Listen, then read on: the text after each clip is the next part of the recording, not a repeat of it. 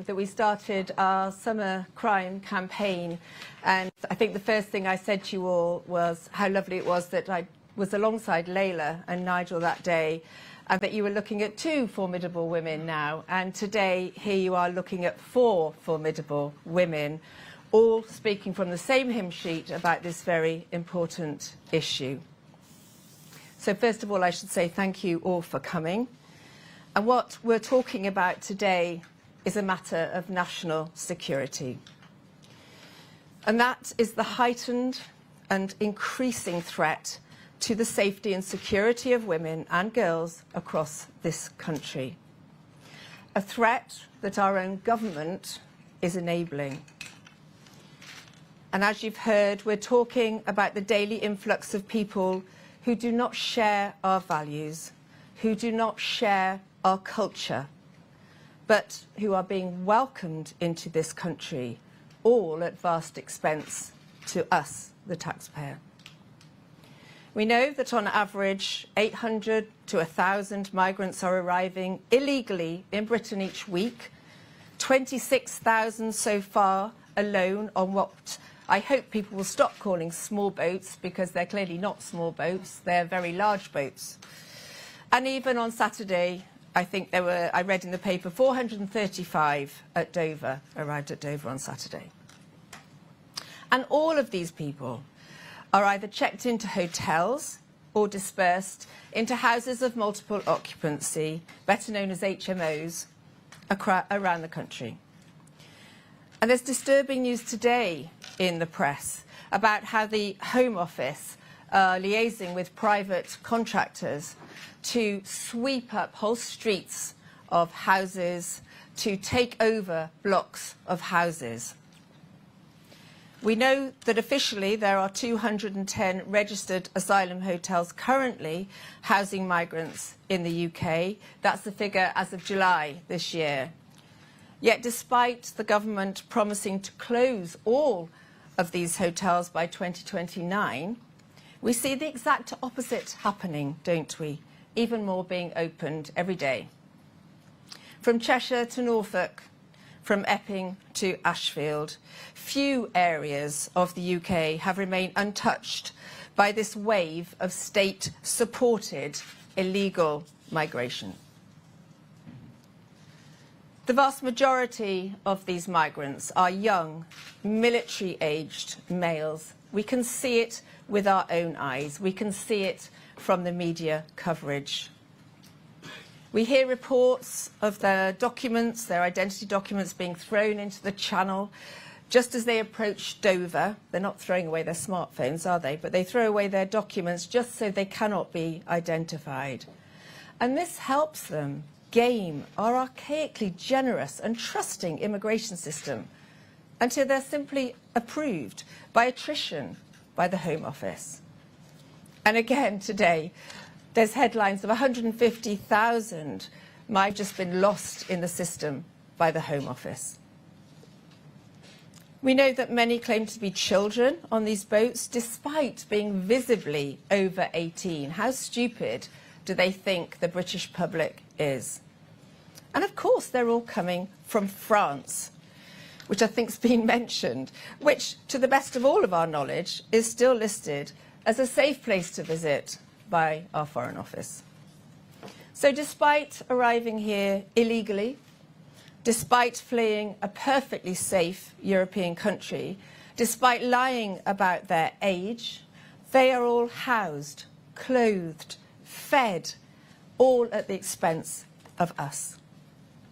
Eventually, they will find themselves moved from a 3- or 4-star hotel and dispersed into local housing, ahead of our local British citizens on housing lists. I hear these stories all the time in my constituency.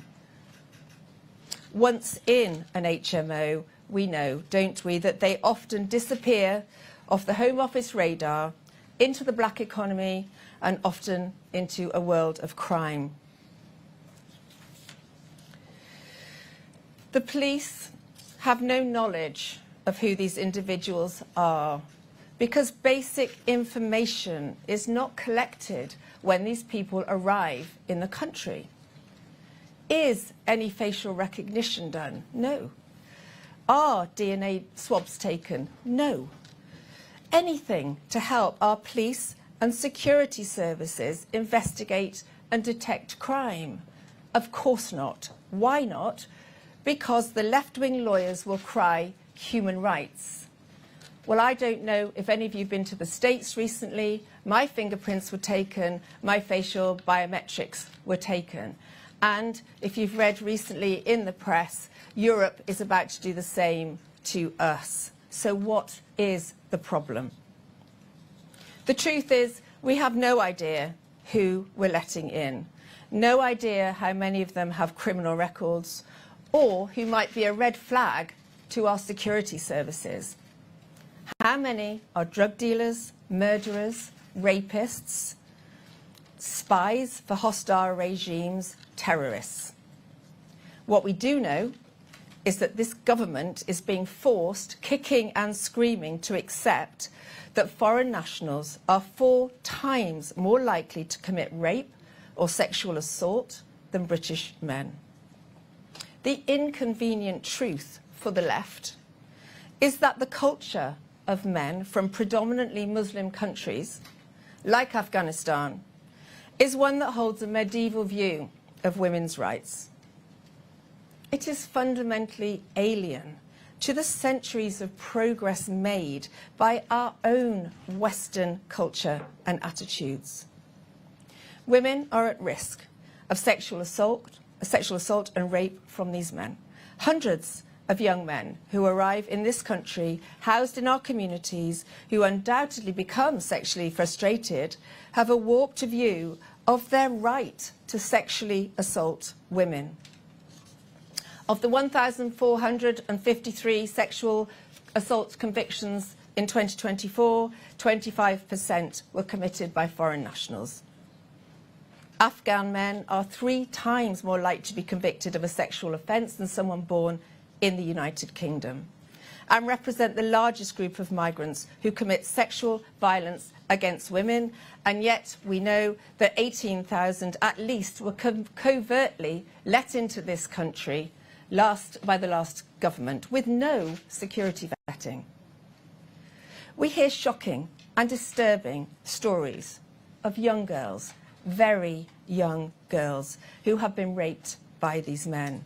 A 12-year-old in Nuneaton, an 8-year-old in Lambeth, raped. And what is this government doing to stop this? Pretending it isn't happening and persecuting those who stand up to protest. The first priority of any government is to protect its citizens. And yet this government is in denial that this is even happening. It's overseeing an establishment that is gaslighting us by hiding the facts. The data has been covered up for too long. This denial is nothing short of betrayal of our women and girls.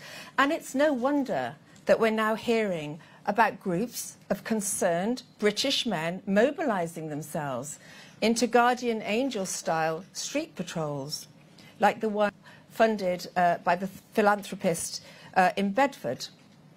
Street patrols out there to protect their daughters, their girlfriends, their wives, even their mothers. It's no wonder happening. Mothers will not let their children play out on the streets. A reform government will stop this betrayal of our women and girls.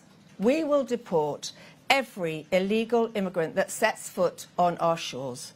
We will deport all illegal immigrants housed in hotels up and down this country.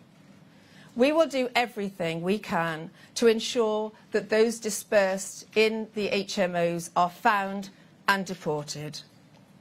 We will deport all foreign national offenders in our prisons, ensuring that when they do get out, they are not free to walk on our streets. We will instruct our police to respond to every inappropriate sexual behaviour call by migrants against our women and girls. We will empower our Immigration Enforcement Division to detain them, to deport them, to raid town centre businesses along the way. And of course, we have to, and reform will, leave the ECHR and put an end to the lucrative merry-go-round of human rights-based appeals. We will stop this madness. It is a matter of national security, and only a reform government will protect women. Thank you.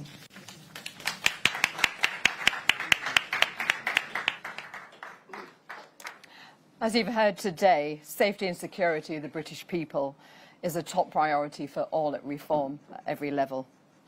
Now, ladies and gentlemen, the next 4 years, we have this opportunity to demonstrate that Reform is ready to take power in 2029. We've got great people like our council leader who's got power, and she's challenging the Uni-Party consensus. She's saving taxpayers' money. And I don't know if you heard yesterday from Reform HQ, already they've found £100 million in savings across councils in England so far, and they've yet more to find. We control councils' two mayoralties. Our Mayor Luke, who is across in Hull, is on a sacking spree and is determined to root out the blob who will undermine his democratic mandate and deliver, as am I. My Deputy Mayor Ingrid and I, we are determined to deliver for the 1.1 million people of Lincolnshire. And what we've got planned for our county will be a microcosm of what Reform can deliver in 2029. Now, you've heard from some of the many strong women from Reform, heartfelt stories. I mean, it's very sad, isn't it, to hear that Layla's children have been mugged. This is Sadiq Khan's London for you. But these are just a snapshot. Every Reform activist that I come across, every elected politician, they are all the same view. We're here to change Britain as it used to be. Now, we're standing up for both women and men. Now, we've seen the Blair's babes, for those of you who are old enough to remember them, the Cameron's cuties, to which I was one. Getting a bit older now, though. But I'm proud to be one of Farage's fillies. And as we are a new breed of politician, as the Reform men are, we're a different breed. Welcome back to the era of conviction politicians and vigilante mums. Welcome to the era of politicians who are fighting for you, for our children, and fighting for Britain. We will protect you from the undocumented males who are arriving in Britain. We will protect you from the blob that try to indoctrinate your children with the ridiculous left-wing ideology. We will sort out the courts and the processes and protect women and children from domestic abuse. Look, I've been there. We need to change that system. We need the system to also recognise the personality disorders out there, although we'd probably get rid of half the Commons if we did that. Now, we will stand up for mothers, for fathers, for children and Joe Bloggs in the street. We will fight for your future so you all feel safe and you all prosper. We will fight for you, for the British people, the doers, the strivers, the builders who are the heartbeat of our country. When I joined Reform last year, I said I was joining the party of the brave. I hope today you can see we are the party of the brave. Ladies and gentlemen, our fabulous Nigel and all at Reform are listening. We are acting. We will get Britain back to being a country that we are all proud of. Now, this is the end of the press conference. There'll be some tables in there where we'll be doing one-to-ones, press interviews. Hello, everyone. No doubt you're a bit hot and sweltering in this room like me. Well, thank you all for coming today. And so I'm going to start by just giving an example of the kind of things really we face in Britain. And I'm going to quote some correspondence. I hope a swarm of Asian hornets fly up and sting you. Hopefully your vagina will prolapse along with your rectum and you will spend your last days in a puddle of your own excrement. You dirty, posh, white S-word. I hope your little boy is molested and raped by refugees and Hamas will come after you lot.